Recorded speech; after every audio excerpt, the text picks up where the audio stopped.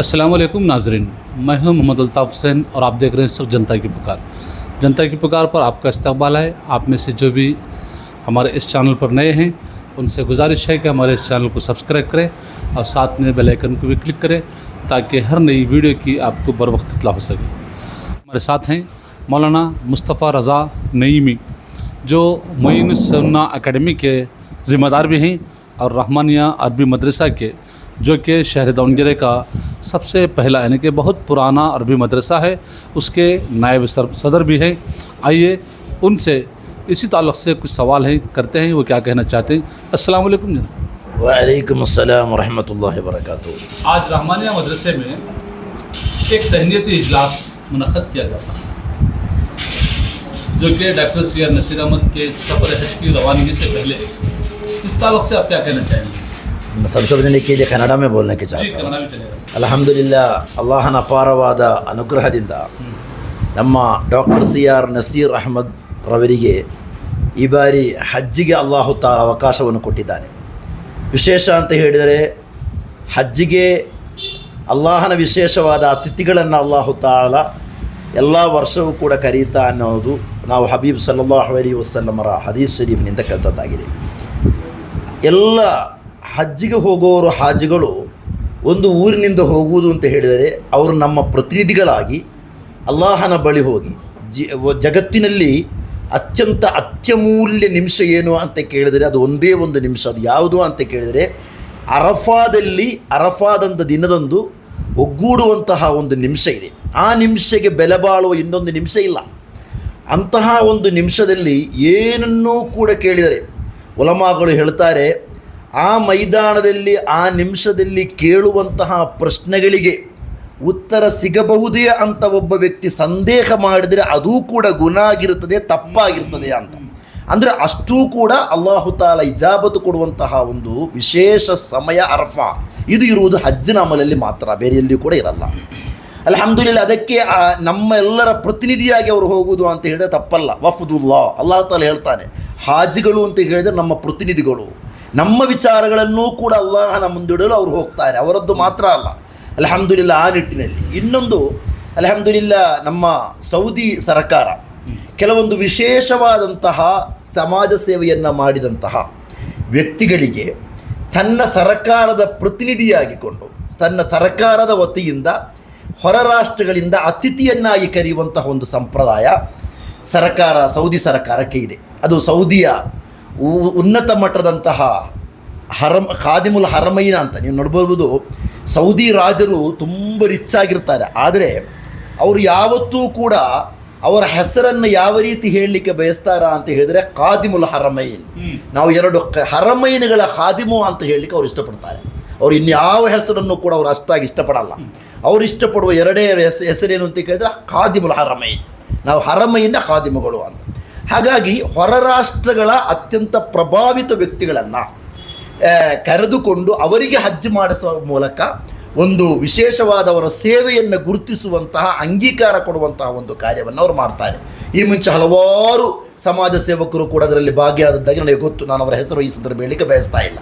ಆ ಪೈಕಿ ಅಲ್ಹಮ್ದುಲಿಲ್ಲಾ ದಾವಣಗೆರೆಯಲ್ಲಿ ನಿಂತುಕೊಂಡು ಬಹಳಷ್ಟು ಸಮಾಜ ಸೇವೆಯನ್ನು ಮಾಡಿದಂತಹ ನಮ್ಮ ಆತ್ಮೀಯರಾದಂತಹ ಡಾಕ್ಟರ್ CR ನಸೀರ್ ಅಹಮದ್ ರವರಿಗೂ ಕೂಡ ಈ ಅವಕಾಶ ಸಂದಿರುವುದು ನಿಜಕ್ಕೂ ಕೂಡ ನಮಗೆಲ್ಲರಿಗೂ ಅಭಿನಂದನೀಯ ಮತ್ತು ಅವರು ಅದಕ್ಕೆ ಅರ್ಹರಾಗಿದ್ದಾರೆ.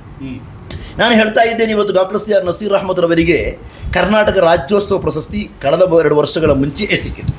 ಅದೇ ರೀತಿ ಅವರಿಗೆ ಬಳ್ಳಾರಿ ಯೂನಿವರ್ಸಿಟಿಯಿಂದ ಗೌರವ ಡಾಕ್ಟರೇಟ್ ಪ್ರಶಸ್ತಿ ಕೂಡ ಅವರಿಗೆ ಸಿಕ್ಕಿತು. ವಿವಿಧ ರೀತಿಯ ಪ್ರಶಸ್ತಿಗಳು ಅವರನ್ನು ಹುಡುಕಿಕೊಂಡು ಬಂದಿದೆ. ಯಾವುದೇ ಪ್ರಶಸ್ತಿಯ ಹಿಂದೆ ಅವರು ಹೋಗಿಲ್ಲ, ಅವರನ್ನು ಹುಡುಕಿಕೊಂಡು ಪ್ರಶಸ್ತಿಗಳು ಇವತ್ತು ಬಂದಿದೆ. ಆದರೆ ಒಂದು ವಿಚಾರ ಹೇಳ್ತಾ ಇದ್ದೇನೆ, ಎಲ್ಲ ಪ್ರಶಸ್ತಿಯೂ ಕೂಡ ಈ ಪ್ರಶಸ್ತಿಯ ಮುಂದೆ ಅದೆಲ್ಲ ನಗಣ್ಯ ಆಗಿದೆ ಅಂತ ಕೇಳಿದರೆ ತಪ್ಪಾಗಲ್ಲ. ಯಾಕೆ ಹೇಳಿದರೆ ಇದು ಅಲ್ಲಾಹನು ಕೊಟ್ಟಂತಹ ವಿಶೇಷವಾದ ಒಂದು ಅಂಗೀಕಾರ ಆಗಿರ್ತದೆ. ಸೌದಿ ಸರ್ಕಾರದ ಮೂಲಕ ಅಲ್ಲಾಹು ತಾಲ ಅವರನ್ನು ಕರೆಯಿಸಿದ್ದಾರೆ. ಅದು ಬಹಳ ಒಂದು ಸಂತೋಷದ ವಿಚಾರ. ಅಲ್ಲಾಹು ತಾಲ ಮಕ್ಬೂಲ್ ಮಬ್ರೂರಾದ ಹಜ್ ಮಾಡಲಿಕ್ಕೆ ಅಲ್ಲಾಹು ತೌಫೀಕ್ ಮಾಡಲಿ, ಆಮೀನ್ ಅಂತ ಈ ಸಂದರ್ಭ ವಿಶೇಷವಾಗಿಯೂ ಕೂಡ ಹೇಳ್ತಾ, ನಮ್ಮ ಬಹಳಷ್ಟು ಸೇವೆಗಳಲ್ಲಿಯೂ ಕೂಡ ಅವರ ಜೊತೆಯಾಗಿದ್ದಾರೆ. ಇವತ್ತು ನಾವು ಮುഈನ್ ಸುನ್ನ ಅಕಾಡೆಮಿ ವತಿಯಿಂದ ನಮ್ಮ ದಾವಣಗೆರೆಯ ಅತ್ಯಂತ ಮೊದಲ ಸಂಸ್ಥೆಯಾದಂಥ ದಾರುಲ್ ಉಲೂಮ್ ರಹಮಾನಿಯವನ್ನು ನಾವು ಮುನ್ನಡೆಸ್ತಾ ಇದ್ದೇವೆ. ಈ ಸಂದರ್ಭದಲ್ಲಿ ಈ ಮುನ್ನಡೆಗೆ ಬೇಕಾಗಿ ನಮಗೆ ಸಪೋರ್ಟ್ ಕೊಟ್ಟವರಾಗಿದ್ದಾರೆ ಡಾಕ್ಟರ್ ಸಿ.ಆರ್. ನಸೀರ್ ಅಹಮದ್ ಸಾಹೇಬ್ರವರು. ಅಲ್ಹಮ್ದುಲಿಲ್ಲಾ, ಅವರ ಈ ಒಂದು ಸಂತೋಷದ ಸಂದರ್ಭಗಳಲ್ಲಿ ನಾವು ಕೂಡ ಭಾಗಿಯಾಗ್ತಾ ಇದ್ದೇವೆ. ಅವರ ಎಲ್ಲ ವಿಚಾರಗಳಲ್ಲಿಯೂ ಕೂಡ ಅಲ್ಲಾಹು ಬರಕತ್ ಮಾಡಲಿ. ಅವರ ಜೊತೆಗೆ ಹಜ್ಜಿಗೆ ಹೋಗುವಂಥ ಅವರ ಪತ್ನಿಯೂ ಕೂಡ ಅಲ್ಲಾಹು ಆಫಿಯತ್ ನೀಡಲಿ, ಆಮೀನ್ ಅಂತ ಪ್ರಾರ್ಥಿಸ್ತಾ ಇದ್ದೇನೆ. Doctor CR. नसीर अहमद आने वाले हफ्ते को सफ़र हज पर रवाना हो रहे हैं. उन्हें सऊदी हुकूमत की जानिब से बतौर शाही मेहमान सफ़र हज के लिए उन्हें और उनकी अहलिया को मदऊ किया गया है. इस मौके पर दारुल उलूम रहमानिया में हमारे एक बम्बू बाज़ार मदीना मस्जिद के ख़तीब व इमाम मोहम्मद अमीन रज़ा क़ादरी खादिम दारुल उलूम रज़ाए मुस्तफ़ा दावनगिरा ये भी हमारे साथ हैं. आइए कुछ सवाल है इनसे करते हैं. अस्सलाम वालेकुम मौलाना. वालेकुम अस्सलाम रहमतुल्लाहि व बरकातुहू. आज आप डॉक्टर सी.आर. नसीर अहमद के लिए जो तहनी इजलास मुनक़्क़िद किया गया था इसमें आप मौजूद थे. इस इजलास के ताल्लुक़ से और नसीर अहमद के ताल्लुक़ से आप क्या कहना चाहेंगे? अल्हम्दुलिल्लाह सुम्मा अल्हम्दुलिल्लाह, ये बड़ी ख़ुशी का मौका है कि अली जनाब डॉक्टर सी.आर. नसीर अहमद साहब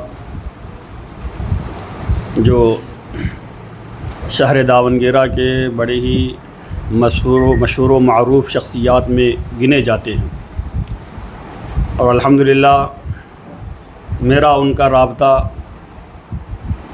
अरसा दराज से है. बहुत करीब से डॉक्टर सी.आर. नसीर अहमद साहब को मैं जानता हूँ. सियासी तौर पर भी, समाजी तौर पर भी और दीनी मामलात मदारिस वग़ैरह की इमदाद के हवाले से मैंने डॉक्टर सी.आर. नसीर अहमद साहब को एक बेहतरीन खिदमतगार के तौर पर देखा है. मैं ये समझता हूँ कि इमसाल जो सऊदिया अरबिया हुकूमत की जानिब से एक ख़ास मेहमान के तौर पर हज बैतुल्लाह के लिए जो उनको मदऊ किया गया है, ये इन्हीं कौम की खिदमतों का नतीजा है, दीन की खिदमतों का नतीजा है, जिसके इवज़ अल्लाह तबारक व तआला ने उनको और उनकी अहलिया को अपने घर यानी बैतुल्लाह शरीफ का ख़ास मेहमान बनाकर बुलाया है.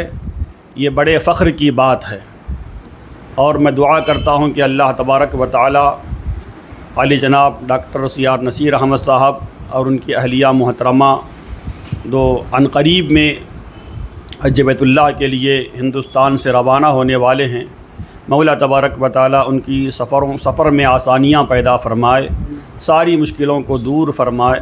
ख़ासकर हरम पाक में जब मनासिके हज अदा करते हों तो वहाँ भी उनको आसानियों के साथ हर हज के रुकन को मुकम्मल तौर पर अदा करने की तौफ़ीक़ रफ़ीक़ अता फ़रमाए.